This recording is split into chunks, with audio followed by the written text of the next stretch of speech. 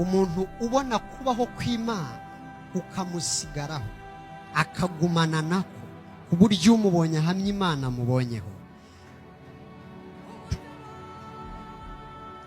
Ni umuntu ufite umutima uramya Imana by'ukuri.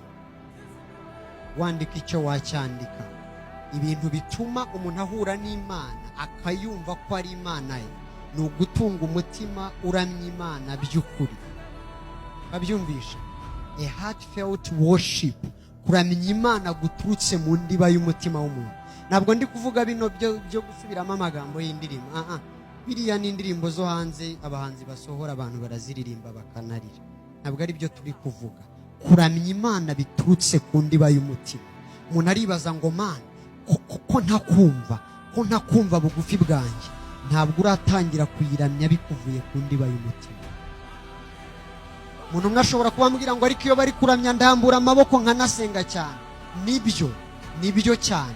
Amagambo ushobora kuba uyasubiramo, lyrics z'indirimbo ushobora kuba uzizi, yewe na melody ushobora kuba uyizi, no kubicuranga ushobora kuba ubizi, ariko injyana ese ituruka ku ndiba y'umutima wawe.